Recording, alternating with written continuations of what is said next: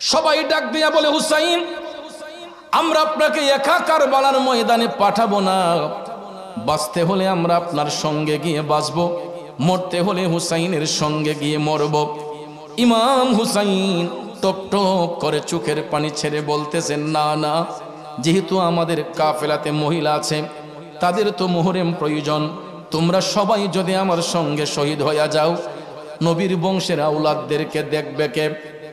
এমন সময় ইমাম হুসাইনের কলিজা টুকরা সন্তান, যার মাধ্যমে এই আওলাদের রাসূলগুলাকে আমরা পাইলাম, ইমাম জাইনুল আবিদিন রাদিয়াল্লাহু তাআলা আনহু রুগ্ন শরীর নিয়ে ইমাম হুসাইনকে কেঁদে কেঁদে বলতেছেন, আব্বা, আমার দুইটা ভাই শহীদ হয়ে গেছে, আমি জয়নুল আবিদিন আর বেঁচে থেকে লাভ কি? আমাকে অনুমতি দেন, আমিও কারবালার ময়দানে গিয়ে শহীদ হতে চাই।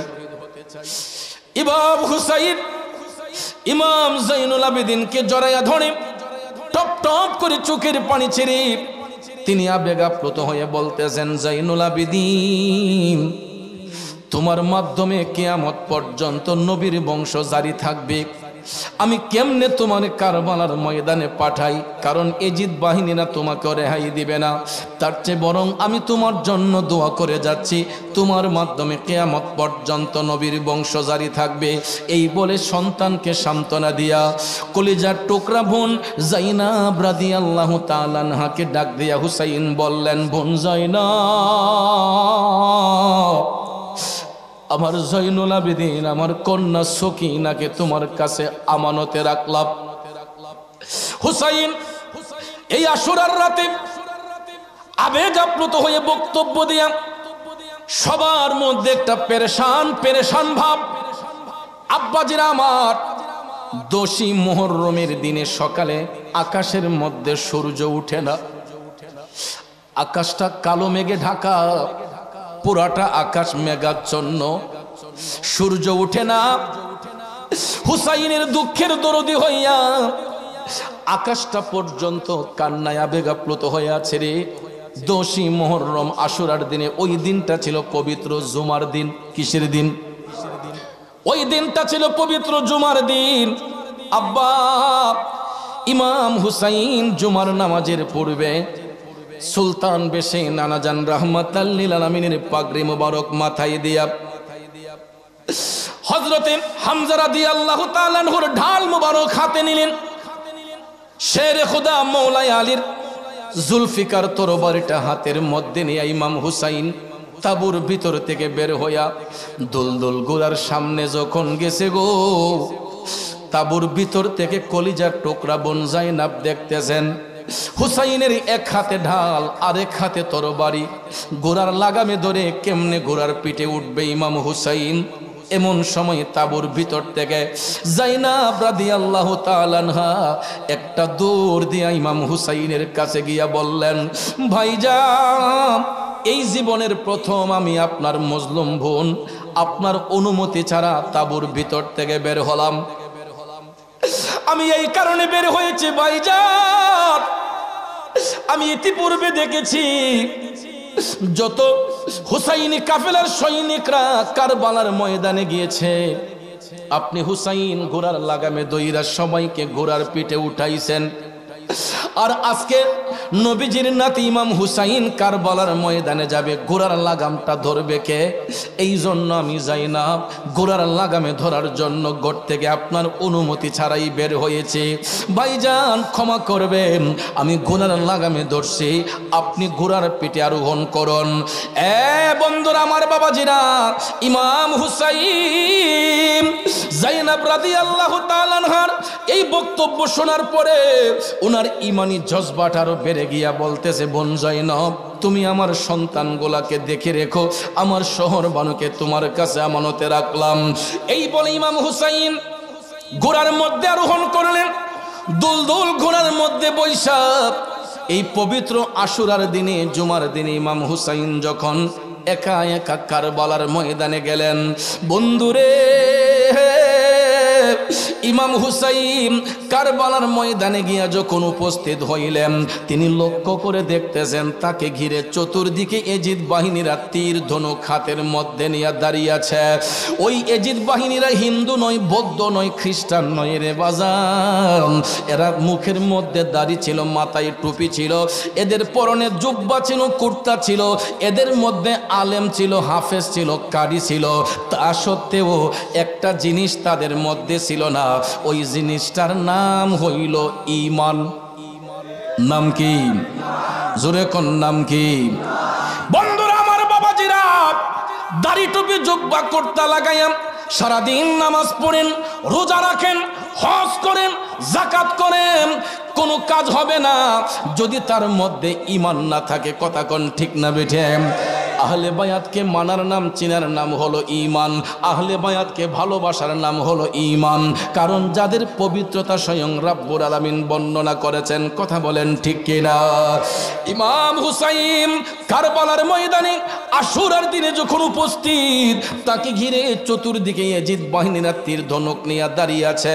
ইমাম হুসাইন ডাক দিয়া কয়, হে জালেমের দলেরা, তাকা আমি হুসাইনের দিকে। আমি সেই হুসাইন, যেই হুসাইনের গালে মুখে চুম্বন দিয়েছেন আমার নানা জান রাহমাতাল লিল আলামিন। হুসাইন ডাক দিয়া কয়, আমি সেই হুসাইন, তোরা যেই নবীর উম্মত দাবিদার, আমি হুসাইন ওই নবীর কলিজার টুকরা নাতি, যেই নবী আমি হুসাইনকে একটা চোখের মণি বলতেন। ঠিক না বেঠে? হুসাইন ডাক দিয়া কয়, হে জালেমের দলেরা, তোরা ওই হুসাইনের রক্ত পিপাসু, তোরা ওই হুসাইনের রক্তে রঞ্জিত হতে এসেছিস। আমি হুসাইন আমার নানা জানের পিঠ মুবারকের মধ্যে যখন বসতাম, আমার নানা জান সিজদা মুবারকটা লম্বা করে ফেলতেন। নানাকে ঘোড়া বানাইয়া বসতেন পিঠে চড়িয়া, খুশি হয়ে মায়ার নবী থাকতেন ঘুরিতে, কত আদর করতেন নবী ইমাম হোসেনকে। খারাপ লাগতেছে আমার বাবাজিরাম, নবীর প্রেমিকারা গভীর মনোযোগ। ইমাম হুসাইন যখন আবেগপ্লুত কণ্ঠে এই কথাগুলা বলতেছেন, এজিদ বাহিনীদের অন্তরটা বিন্দু মাত্র কাঁপে না রে আব্বা। এমন সময় হুসাইন বলতেছেন, আয় তোরা আয়, আমি হুসাইনের রক্তে রঞ্জিত হতে এসেছিস, তোরা আয়। এই কথা বলার সঙ্গে সঙ্গে হুসাইন যখন কোমর থেকে জুলফিকার তরবারিটা বের করে দাঁড়ালেন, হুসাইনকে লক্ষ্য করে ওই জালেমের দলেরা, ওই এজিদের গোষ্ঠীরা, এরা চতুর্দিকে তীর মারা শুরু করলো। তীর যখন মারা শুরু করলাম, ইমাম হুসাইন তিনি বীর বিক্রম আক্রমণ দিয়া জুলফিকার তরবারি যখন ঘুরাইতে লাগলেন, ঘুরাইতে ঘুরাইতে ঘুরাইতে গো, শত শত এজিদের সৈন্যকে মেষের পালের মতো হুসাইন কতল করে দিয়েছে। ইমাম হুসাইন শত শত এজিদের চেলাদেরকে জুলফিকার তরবারি দিয়ে কতল করে দিয়েছেন। ভাগ্যের নির্মম পরিহাস, ডান দিকে যখন তীরের আঘাত ফিরানো হয়, বাম দিকের গোলা তো আর ফিরানো যায় না আব্বা। এই বাম দিকের তীরগুলা ইমাম হুসাইনের দেহ মুবারকের মধ্যে ঢুইকা যায়। এক একটা তীরের আঘাত দেহ মুবারকের মধ্যে ঢুকে গো, আসমান থেকে টাটকা রক্তগুলা টপ টপ করে কারবালার মাটিতে পড়ে। এরকম ভাবে হুসাইন বাম দিকে ফিরালে ডাম দিকে আঘাত লাগে, ডাম দিকে ফিরালে বাম দিকে লাগে, সামনে ফিরালে পিছনে লাগে, পিছনে ফিরালে সামনে লাগে। এইরকম ভাবে আঘাত লাগতে লাগতে লাগতে আব্বা ইমাম হুসাইনের দেহ মুবারকের মধ্যে 121টা তীরের আঘাত ছিল। আল্লাহু আকবার। আবার আপনার গায়ে যদি একটা তীরের আঘাত লাগে, ওই রোগীকে অপারেশন করতে হয়। এর মধ্যে ইমাম হুসাইনের একটা দুইটা তীর নয়, 121টা তীরের আঘাত ইমাম হুসাইনের দেহ মোবারকের মধ্যে লেগেছে। শুধু তাই নয়, 121টা তীরের আঘাত খাওয়ার পরে ইমাম হুসাইনের দেহ মোবারক থেকে যখন রক্ত মোবারককরণ হতে লাগলো, একাধিক রক্তকরণ হওয়ার ফলে দুলদুল ঘোড়ার উপর ইমাম হুসাইন আর বসে থাকতে পারলেন না। কারবালার ময়দানে ইমাম হুসাইন ঠাস করে ঘোড়া থেকে যখন পড়ে গেলেন, ইমাম হুসাইনের শরীর থেকে রক্ত ঝরতে ঝরতে রক্ত শূন্যতা যখন হয়ে গেছে, ইমাম হুসাইন ঘোড়া থেকে পড়ে গেলেন। এখান থেকে একটা বর্ণনা পাওয়া যায়, ইমাম হুসাইন উনার চোখের মধ্যে যখন তন্দ্রা তন্দ্রা ভাব, হুসাইন বললেন আমি দেখতেছি রাহমাতাল লিল আলামিন এবং আমার বাবা শেরে খুদা হযরতে মাওলা আলী আম্মা জান খাতুনে জান্নাত এই আশুরার দিনে 10ই মুহররমে হুসাইন যখন ঘোড়া থেকে পড়ে গিয়েছিলেন, তারা তিনজন কারবালার ময়দানে আইসা হাজির হয়ে গেছে। আমার নবীর হাত মুবারকের মধ্যে একটা বোতল মুবারক ছিল। বন্ধুরা আমার, বাবাজিরা, ইমাম হুসাইন বললেন আমি লক্ষ্য করেছি আমার নানা জান রাহমাতাল লিল আলামিন, আমি হুসাইনের জামা থেকে আমার শরীরের রক্তগুলা দয়াল নবীজি একটা বোতলের মধ্যে চিপে চিপে ভরতেছেন, আর হুসাইনের কানের কাছে বৈশা আমার দয়াল নবী আমার মওলা পাকের কাছে দোয়া করতেছেন, আল্লাহুম্মা আতিল হুসাইনা সবরা ওয়া আজরা, আল্লাহুম্মা আতিল হুসাইনা সবরা ওয়া আজরা। আল্লাহ গো, আমার হুসাইনকে সবর এবং ধৈর্য দান করো, আমার হুসাইনকে সবর এবং ধৈর্য দান করো। আর নবীজি ডাক দিয়ে বলতেছেন হুসাইন, আমি তোমার জামার রক্তগুলা বোতলে ভরে নিলাম, এই রক্ত কাল হাসরের ময়দানে ইমামদারদের পক্ষে সাক্ষী হয়ে যাবে। শুধু আল্লাহু আকবার, ইয়া রাসূলুল্লাহ। জানি না কেমন করে ছিলেন নবী সোনার মদিনায়, কিভাবে সেই গলাতে এজিদের দল তলোয়ার চালায়, হে হুসাইন নবীজির আওলাদ সালাম জানাই মোরা তোমায়। এ বন্ধুরা আমার, বাবাজিরা, হুসাইন দেখতেছেন শেরে খুদা মওলা আলী খাতুনে জান্নাত ডাক দিয়া বলতেছে, হুসাইন হে কলিজার টুকরা হুসাইন, তুমি চিন্তা করো না, আমরা তোমাকে নিতে এসেছে। এই কথা শোনার সঙ্গে সঙ্গে ইমাম হুসাইন রক্তে ভিজা থাকা সত্ত্বেও ইমানি জজবা আরো বেড়ে গেল। ভাইয়ার আমার, 121টা তীরের আঘাত নিয়ে হুসাইন যখন কারবালার ময়দানে পড়ে গেলেন, এমন সময় ইসলামের চিরশত্রু পাপিষ্ঠ সীমার ইমাম হুসাইনের বুক মুবারকের মধ্যে আইসা চেপে বসছে। জোরে কি নাউজুবিল্লাহ বলবেন না?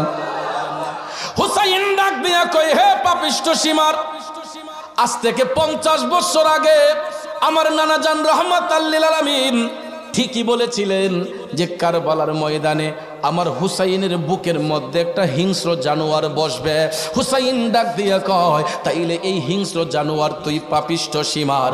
এই কথাটা বলতে না বলতেই এমন সময় দেখা যায় জোহরের আজানের ধ্বনি শোনা যায়, জুমার আজান হচ্ছে। আল্লাহু আকবার, আল্লাহু আকবার।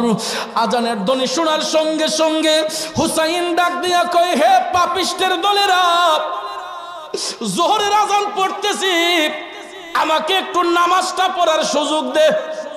আল্লাহু আকবার কর। দেখেন, চিন্তা করে হুসাইন মৃত্যুর সঙ্গে পাঞ্জা লড়তেছেন, 121টা তীরের আঘাত শরীর মোবারকে। হুসাইন বলতেছেন, পাপিষ্টের দলেরা, আমাকে একটু জোহরের নামাজটা পড়ার সুযোগ দে। এই পাপিষ্ঠ সীমার হাওলা বিন ইয়াজিদ এবং ইবনে জিয়াদ ডাক দেয়া কয়, হুসাইন তুমি নামাজ পড়বা কি? তোমার কেল্লা আলাদা করে আমরা যাইয়া জুমার নামাজ পড়ব। জোরে কোন নাউজুবিল্লাহ। তাইলে নামাজির মধ্যে পার্থক্য আসেনি? হুসাইনও নামাজি, এজিদের গোষ্ঠীরাও নামাজি, তাইলে দুই নামাজির মধ্যে পার্থক্য আসেনি? পার্থক্যটা হলো ইমাম হুসাইন নামাজ আদায় করতেন আল্লাহ আল্লাহ রসুলকে খুশি করার জন্য, আর এজিদের গোষ্ঠীরা নামাজ পড়ে এরা এজিদকে খুশি করার জন্য। কথা কোন ঠিক কিনা?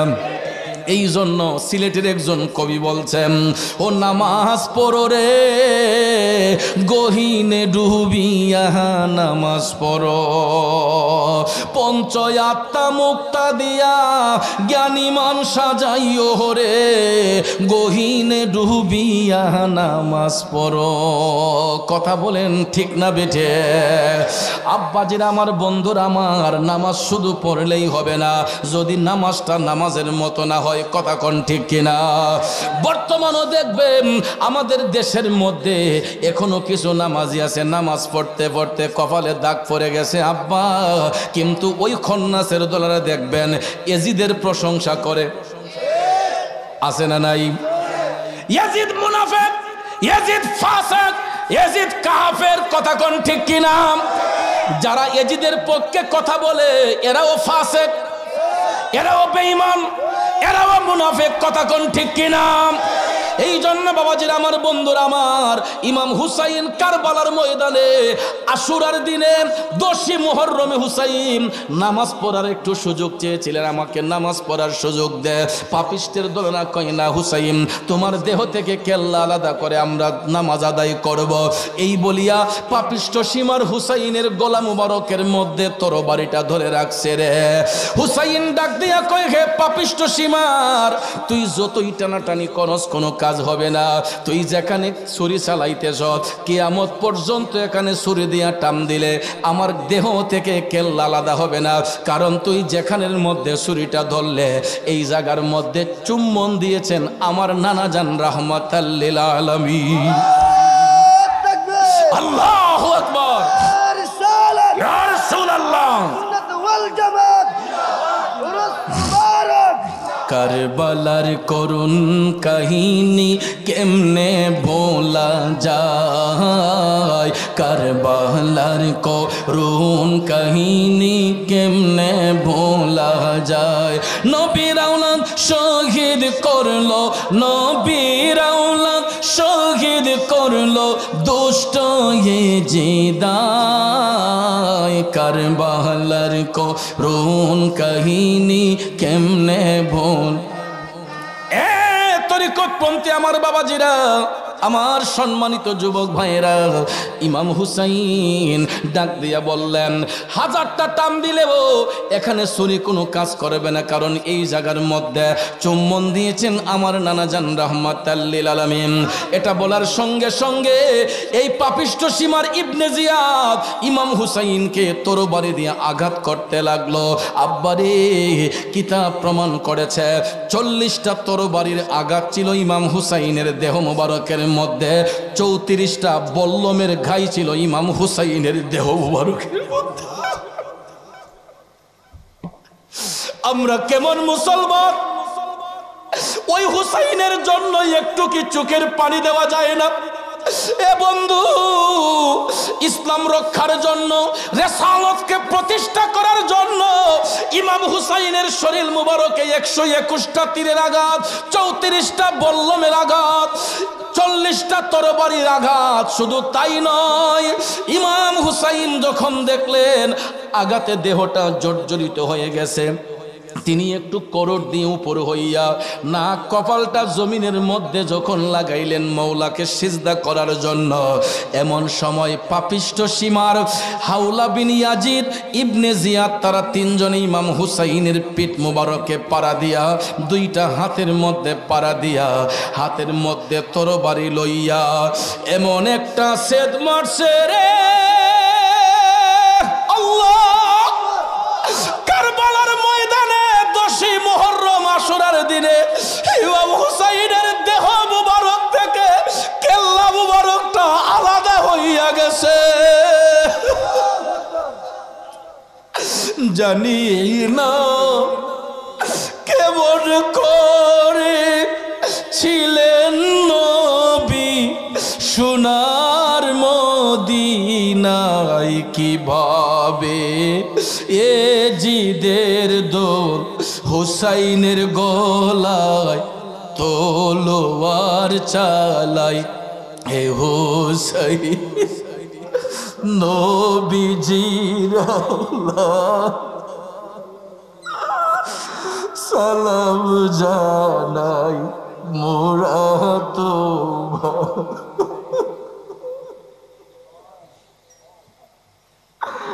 ইমাম হুসাইন কারবালার ময়দানে শহীদ হয়ে গেলেন। আব্বারে মৃত্যুর সংবাদ দেওয়ার জন্য আমরা মাইকে এলান করি, মৃত্যুর সংবাদ দেওয়ার জন্য টেলিফোন দিয়ে এক জায়গা থেকে আরেক জায়গায় খবর দিই ইমাম হুসাইন শাহাদাত বরণ করেছেন। মক্কাবাসী মদিনাবাসীরা খবর পাইব কেমনে? আমার নানা জান, আমার দয়াল নবী রাহমাতাল লিল আলামিন 50 বছর আগেই বলেছিলেন আমার নাতি হুসাইন যেদিন শহীদ হবে ওই দিন পুরাটা পৃথিবী লাল হইয়া যাইব, মহিলাদের কলস ভর্তি পানিগুলা লাল হইয়া যাইব, সবুজ গাছের পাতাগুলা সব লাল হইয়া যাইব। সত্যি সত্যি সত্যি মহান আশুরার দিনে, মহান আশুরার দিনে ইমাম হুসাইন শাহাদাত বরণ করার পরে মক্কাবাসী মদিনাবাসীরা তারা দেখতেছে মহিলাদের কলস ভর্তি পানিগুলা লাল হইয়া গেছে, গাছের পাতাগুলা সব লাল হইয়া গেছে, আসমানটা লাল হইয়া গেছে, জমিনটা লাল লাল হইয়া গেছে। এ বন্ধুরা আমার বাবাজিরা, ইমাম হুসাইন শাহাদাতের পরে আসসালামু আলাইকুম নারে তাকবীর, নারে রিসালাত, আওলাদে ওলির আগমন, আওলাদে রসুলের আগমন। আমাদের মাহফিল পরিপূর্ণ হয়েছে, সৌন্দর্য মণ্ডিত হয়েছে। নাসিরপুর সাহেব বাড়ির আওলাদে রসুল, আওলাদে ওলি, আমার শ্রদ্ধাভাজন বড় ভাই হযরতুল আল্লাম শাহ সৈয়দ মুকাল্লিদ হোসেন পীর সাহেব হুজুর কিবলা আমাদের মধ্যে তশরিফ এনেছেন। আল্লাহ হুজুরের হায়াত ইলমের দরজাত বুলন্দ করুক, সকলে বলি আমিন। আমরা খুব কঠিন একটা আলোচনায় ছিলাম। ইমাম হুসাইন শাহাদাতের সঙ্গে সঙ্গে মহিলাদের কলস ভর্তি পানিগুলা লাল হইয়া গেছে। মক্কাবাসী মদিনাবাসীরা যখন দেখলো কলসের পানিগুলা লাল হইয়া গেছে, সবাই ধারণা করলো ইমাম হুসাইন, ইমাম হুসাইন শাহাদাত বরণ করেছেন। মদিনাবাসীরা খবর পাইল আম্মাজান উম্মে সালমা রাদিয়াল্লাহু তাআলা আনহার ঘরের মধ্যে কারবালার ময়দানের কিছু মাটি ছিল। ওই মাটিটা তখন মাটি ছিল যেই দিন ইমাম হুসাইন শাহাদাত বরণ করলেন। আম্মাজান উম্মে সালমা রাদিয়াল্লাহু তাআলা আনহার ঘরের মধ্যে যেই মাটিটা ছিল, ওই মাটিটা যখন খোলা হলো দেখা যায় ওই মাটিটাও লালে লাল হইয়া গেছে। ইমাম হুসাইন শাহাদাতের সঙ্গে সঙ্গে আকাশ কেঁদেছে, বাতাস কেঁদেছে, জমিন কেঁদেছে, গাছ বৃক্ষ তরুলতা কেঁদেছে, পশু পাখি কেঁদেছে, কিন্তু জালেম এজিদের চেলাদের অন্তরটা নরম হয় নাই, এদের চোখের মধ্যে কোনো পানি আসে নাই। বরঞ্চ ইমাম হুসাইন শাহাদাত বরণ করার সঙ্গে সঙ্গে দুলদুল ঘোড়া যখন তার পাও দিয়ে অ্যাটাক করতে গেল, 17টা তীরের আঘাত, 17টা তীরের আঘাত ছিল দুলদুল ঘোড়ার বডির মধ্যে। এক পর্যায়ে দুলদুল ঘোড়া যখন দেখলো হুসাইন শহীদ হয়ে গেলেন, তাঁবুর ভিতরে সংবাদটা দেওয়ার জন্য দুলদুল ঘোড়ার কপালের মধ্যে ইমাম হুসাইনের দেহ মুবারকের রক্ত মুবারক মাইখা দুলদুল ঘোড়া তাঁবুর কাছে গিয়া যখন চেঁচামেচি শুরু করলো, জাইনাব রাদিয়াল্লাহু তাআলা আনহা ঘোড়ার ডাক শুনে তিনি হুজরা থেকে বের হলেন। তাঁবুর ভিতর থেকে বের হইয়া দেখতেছেন ঘোড়ার পিঠটা খালি, ইমাম হুসাইন ঘোড়ার পিঠে নাই। জাইনাব রাদিয়াল্লাহু তাআলা আনহা একটা চিৎকার মেরে তাঁবুর ভিতর থেকে বের হইয়া কারবালার ময়দানে গেছে গো। কারবালার ময়দানে যাইয়া জাইনাব রাদিয়াল্লাহু তাআলা আনহা দেখতেছেন ইমাম হুসাইনের বডি মুবারক এক জায়গায়, কেল্লা মুবারকটা আলাদা। কোন বোনটা সহ্য করবে বলুন? বোনের চোখের সামনে যদি ভাইয়ের দেহ থেকে কেল্লা মুবারক আলাদা হয়, বলুন পৃথিবীর কোন বোনটা সহ্য করবে? ইমাম হুসাইন শাহাদাতের সঙ্গে সঙ্গে জাইনাব রাদিয়াল্লাহু তাআলা আনহা কারবালার ময়দানে দাঁড়াইয়া চোখের পানি ছেড়ে কান্না করে বলেছিলেন, এ জালেমের দলেরা, আমি জাইনাব হাসরের ময়দানে তোদের পেজগুলো আমি চিনে রাখতেছি। আল্লাহ দেখতেছে কুদরতের নজরে, দয়াল নবী দেখতেছে রহমতের নজরে। আমি যায়নাব আমার আপন চোখ দিয়া দেখতেছি তোরা কি করেছিস, কারবালার মধ্যে কখন কোন জায়গায় কোন ঘটনা ঘটছে। আমি যায়নাব সব আমার চোখের মধ্যে আয়না স্বরূপ রেখে দিলাম, আমি আয়না স্বরূপ রেখে দিলাম। কাল হাসরের ময়দানে আমি দয়াল নবীর সামনে তোদের প্রত্যেকের পিছনে প্রত্যেকের ব্যাপারে অভিযোগ করব। এই বলে যায়নাব রাদিয়াল্লাহু তাআলা আনহা তাঁবুর ভিতরে আসলেন। ইজিদ বাহিনীরা যাইয়া তাঁবুটাকে নজরবন্দি করে ফেলেছে। আর ওই আশুরার দিনে ইমাম হুসাইন রাদিয়াল্লাহু তাআলা আনহুর শির মুবারকটা বর্ষার আগার মধ্যে উঠাইয়া ওই এজিদের গোষ্ঠীরা এরা ঢাকঢোল পিটাইয়া আনন্দ করছিল। জোরে কন্যা নাউজুবিল্লাহ। কি করছিল? আনন্দ উদযাপন করছিল। আশুরার দিনে ইমাম হুসাইনের শির মুবারক বর্ষার আগার মধ্যে উঠাইয়া ওই পাপিষ্ট জাহান্নামী এজিদের গোষ্ঠীরা ওই দিন এরা আনন্দ উদযাপন করছিল। আর আমরা সুফিবাদী নবী প্রেমিক অলি প্রেমিকরা হুসাইনি প্রেমিকরা মহান আশুরার দিনে আমরা ইমাম হুসাইন রাদিয়াল্লাহু তাআলা আনহুর জন্য কান্না করতে করতে বেকুল হয়ে যাই। কথা কোন ঠিক কিনা? আর ওই জালেমের দলেরা ওই দিন এরা আনন্দ উদযাপন করছিল ঢাকঢোল পিটাইয়া। শুধু তাই নয়, 11 মুহররমের রাত অর্থাৎ 10ই মুহররম দিবাগত রাত, আশুরার রাতের পরের দিন 11ই মুহররমের রাতে এরা দামেস্কের উদ্দেশ্যে, এজিদের মসনদ ছিল তখন দামেস্কে, এটা কারবালার শহীদের পরে অর্থাৎ হুসাইন শাহাদাতের পরের কথা বলতেছি, ইমাম হুসাইনের শির মুবারক বর্ষার আগায় উঠাইয়া এরা 11ই মুহররমের রাত দামেস্কের উদ্দেশ্যে রওনা হলো ঢাকঢোল পিটাইয়া। ভাইয়ারা আমার, ঢাকঢোল পিটাইয়া যখন রওনা হলো, ইবনে জিয়াদ বলতেছে যেখানে মানুষ বেশি দেখবা এখানে বেশি বেশি ডুল বাইরিবা, যাতে মানুষ বুঝতে পারে আমরা হুসাইনের শির নিয়া এজিদের মসনদে দামেস্কে যাচ্ছি। লক্ষ টাকা পুরস্কারের লোভে এই সমস্ত জাহান্নামের দলেরা, মুনাফিক বেঈমানের দলেরা হুসাইনের শির মুবারক বর্ষার আগায় নিয়ে 11ই মুহররমের রাতে এরা যখন রওনা করলো, ওই দিকে নবী পরিবারের সদস্যদেরকে নজরবন্দি করে এদেরকে একরকম মানসিক টর্চারিং করে দামেস্কের উদ্দেশ্যে নিয়ে যাচ্ছে। হঠাৎ করে দেখা যায় লোকের সমাগম, অনেক শোরগোল শোনা যায়। একজন খ্রিস্টান পাদ্রী তার গির্জার ভিতর থেকে আওয়াজ শুনে তিনি বের হলেন। বের হয়ে দেখতেছে খ্রিস্টান পাদ্রী তার যেই বড় দেয়ালটা, ওই দেয়াল থেকে পানিগুলা ঝরঝর করে পড়তেছে। তাইলে ইমাম হুসাইন নবীর বংশের আওলাদ, এই জন্য তার দুঃখে দরদি হয়ে আমার দেয়াল কান্না করেছে। সঙ্গে সঙ্গে ওই খ্রিস্টান পাদ্রী ইমাম হুসাইনের এই শির মুবারক থেকে কালেমা শরীফের ধ্বনি শুইনা কালেমা পইরা সকাল হওয়ার আগেই ওই খ্রিস্টান পাদ্রী মুসলমান হইয়া গেছে। এই জন্য আমার আল্লাহ কোরআন শরীফের মধ্যে বলতেছেন, বিসমিল্লাহির রহমানির রহিম,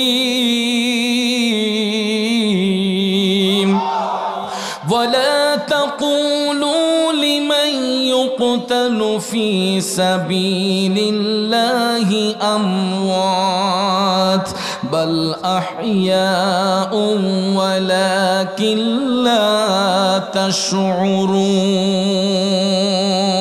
ঘোষণাকার আল্লাহ বলেন, যারা আমি আল্লাহর পথে শহীদ হইয়া যায়, যারা আমি আল্লাহর পথে কোরবান হইয়া যায়, এ জগৎবাসীরা তোমরা তাদেরকে মৃত বলিও না, বাল আহইয়াউন ওয়ালাকিন লা তাশউরুন, বরং এরা জীবিত, তোমরা তাদের সম্পর্কে জানো না। এখন আপনারা বলুন, হুসাইন মরানা জিন্দা? জোরে কোন মরানা জিন্দা? এই জন্য আমিও দম গুনাহগার লিখেছিলাম, শহীদরা মরে না আল্লাহর কোরআনে বলে, যাচাই করে দেখো সূরা বাকারা খুলে। ইমাম হাসান হুসাইন সেরা শহীদ, কোরআন হাদিস বলে। মাহে মুহররম আসিল সুখের বার্তা নিয়ে, মাহে মুহররম আসিল সুখের বার্তা নিয়ে। কথা কোন ঠিক কিনা বন্ধু? দেখেন খ্রিস্টান পাদ্রী ইমাম হুসাইনের শির মুবারক থেকে কালেমার ধ্বনি শুইনা কালেমা পরে মুসলমান হইল, হুসাইনকে চিনল, কিন্তু দুষ্ট শয়তান ইয়েজিদের গোষ্ঠীরা চিনে নাই। কথা কোন ঠিক কিনা?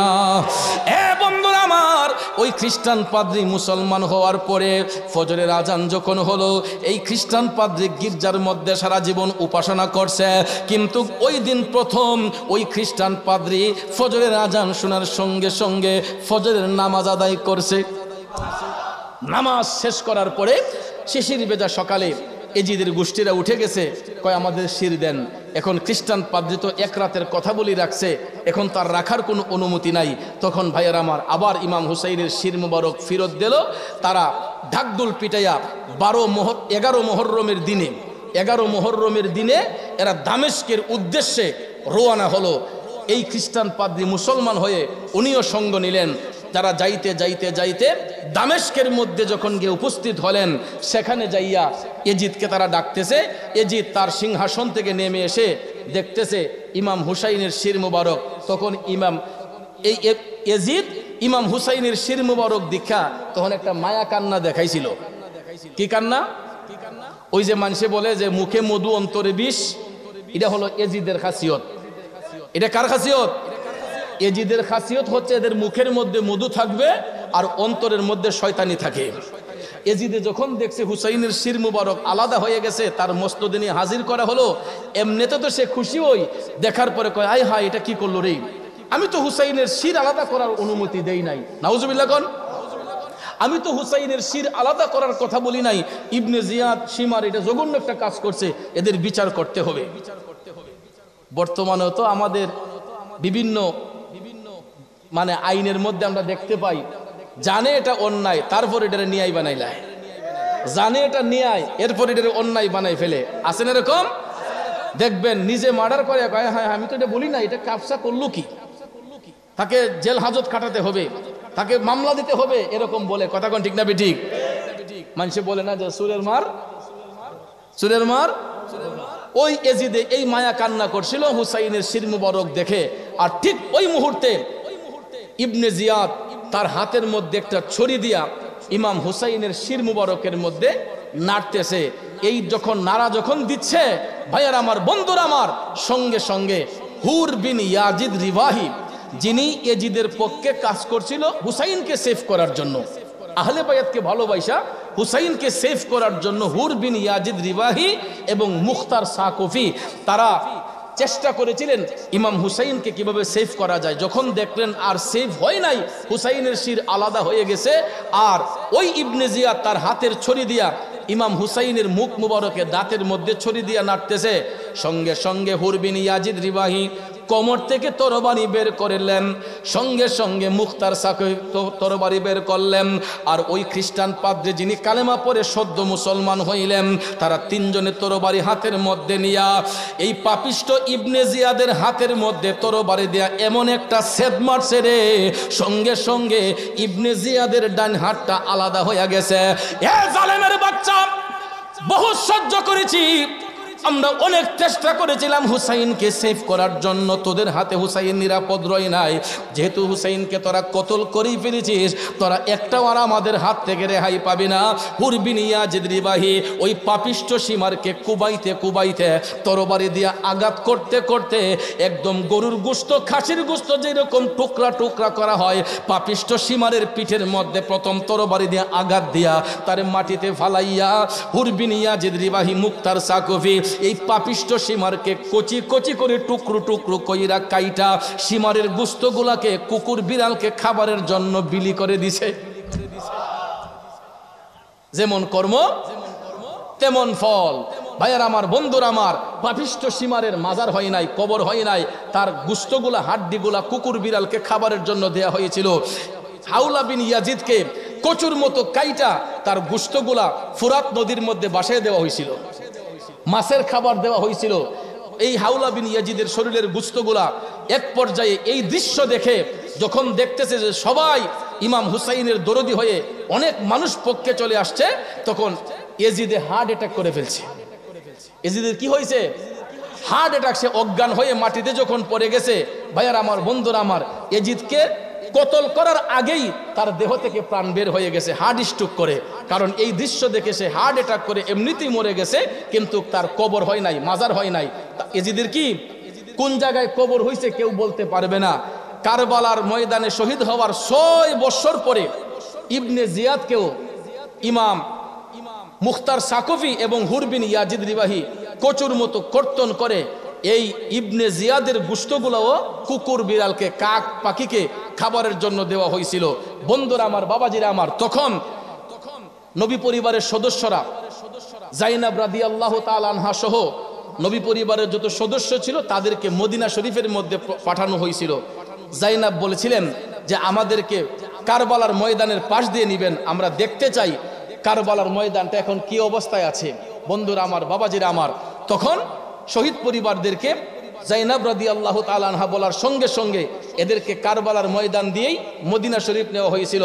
যখন কারবালার ময়দানে যাওয়া হইল, বন্ধুরা আমার, বাবাজিরা আমার, হুসাইনের শির মুবারক নেওয়ার সময় একটা ঘটনা ঘটেছিল।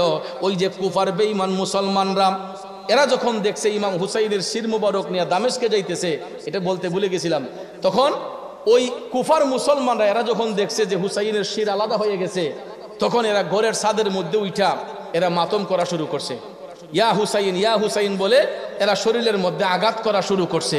তখন জাইনাব রাদিয়াল্লাহু তাআলা আনহা ডাক দিয়া বলছিলেন, হে জালিমের দলেরা, তোরা কিয়ামত পর্যন্ত ইয়া হুসাইন কইয়া মাতম করলে কোনো কাজ হবে না, কারণ তোরা হচ্ছে বেঈমান মুনাফিক। তোদের ষড়যন্ত্রের কারণে আজকে ইমাম হুসাইন কারবালার ময়দানে শহীদ হতে হচ্ছে। তোরা যতই মায়া কান্না দেখাস, হাসরের ময়দানে আমি তোদের বিরুদ্ধে নবীজির কাছে সাক্ষী দেব। তোরা কিয়ামত পর্যন্ত ইয়া হুসাইন বলে কানবি, কিন্তু তোদের কান্নায় কোনো কাজ হবে না, কারণ তোরা অপরাধী। এরা মাতম করছিল ইয়া হুসাইন বলে, এরা শরীরের মাঝে আঘাত করে কান্না করে। এই জন্য জাইনাব বলছিলেন যে তোরা কিয়ামত পর্যন্ত কান্না করলেও তোদের এই কান্নায় কোনো লাভ হবে না, তোরা হাসরের ময়দানে নবীর কৌঠের আসামি। এরপরে কারবালার ময়দানে যখন ইমাম জাইনুল আবেদিন সহ জাইনাব রাদিয়াল্লাহু তাআলা আনহা আসলেন, জাইনাব বলতেছেন এখানে হুসাইনের দেহ মুবারক পড়েছিল, এখানে ইবনে আব্বাস, এখানে ইমাম এই আলী আকবর, এখানে ইমাম আলী আসগর, এই বলে একটা একটা দেখাচ্ছেন। দেখা যায় শহীদানদের লাশগুলা দাফন হয়ে গেছে। কারা দাফন করলো? তখন আমরিয়া গোত্রের কিছু লোক, ওইখানে কারবালার প্রান্তরের সাথেই একটা এলাকার নাম ছিল আমরিয়া। ওই আমরিয়া গোত্রের লোকেরা শহীদ পরিবারের লাশগুলা দাফন করে এরা বলতেছে এখানে অমুকের মাজার শরীফ, এখানে অমুকের মাজার শরীফ, এই দেহটা আমরা এই জায়গার মধ্যে দাফন করেছি। কারণ শহীদ পরিবারের সবার মাজার শরীফের চিহ্ন আছে, কিন্তু এজিদের গোষ্ঠীর মাজারের কোনো চিহ্ন। এটাই হলো ইমানদারের বৈশিষ্ট্য। ইমানের পক্ষে যারা জীবন অতিবাহিত করে, ভাইয়ের আমার, বন্ধুরা আমার, এরা আল্লাহর আমানতে চলে যায়, এরা আল্লাহর বন্ধু হয়ে যায়। তাহলে বলুন, আমরা আল্লাহর বন্ধু হতে চাই কি চাই না? আজও পর্যন্ত আল্লাহর অলিগণের পর্দা হলে তাদের মাজার হয়, রওজা হয়, কিন্তু কোনো বেঈমান মুনাফিক যত বড় আলেম হোক, মারা যাওয়ার পরে দেখবেন সাধারণ কবরে দাফন করা হয়। আর আল্লাহর অলিরা যারা হক পথে জীবন দেয়, তারা ওফাতের পরে তাদের মাজার হয়। কথা কোন ঠিক না বেঠিক? কারণ তারা মোমেন, তারা আল্লাহর বন্ধু। আজকে আমরা যেই দরবারে এসেছি, নাসিরপুর সাহেব বাড়ি, এটা আউলাদে রসুলের দরবার। কার দরবার? এটা সৈয়দ বংশের, আউলাদে রসুলের নবীর বংশের উত্তরসূরিরা এই দরবারের মধ্যে চলাচল করতেছেন। এদেরকে ভালোবাসবেন, তাদের সান্নিধ্যে আসবেন, তরিকতের সুদা পান করার জন্য আল্লাহর অলিদের সহবতে আসবেন। আমার বাবাজি পীরজাদা সৈয়দ শাহ আসরারুল আজম নৌশাদ সাহেব এই মাহফিলটা তিনি পরিচালনা করতেছেন। ওনার আউলাদে রসুল, পীরে তরিকত, রাহনুমাই শরীয়ত মাওলানা মুর্শিদিনা শাহ সুফি সৈয়দ সিরাজুল আওতাদ রহমাতুল্লাহ আলাইহির আজকে ওনার পবিত্র উরুস শরীফ, 22তম উরুস শরীফে আল্লাহর অলির রুহানি ফায়েজ হাসিলের জন্য আমরা এসেছি। কথা কোন ঠিক না বেঠিক?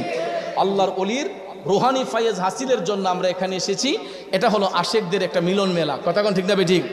উরুস মানে কি? তারুস থেকে উরুস, অর্থাৎ আল্লাহর অলিদের রুহানি ফয়েজ হাসিলের জন্য যে অনুষ্ঠান করা হয়, এটারে বলা হয় উরুস। কি বলা হয়? অর্থাৎ আশেকদের মিলন মেলা।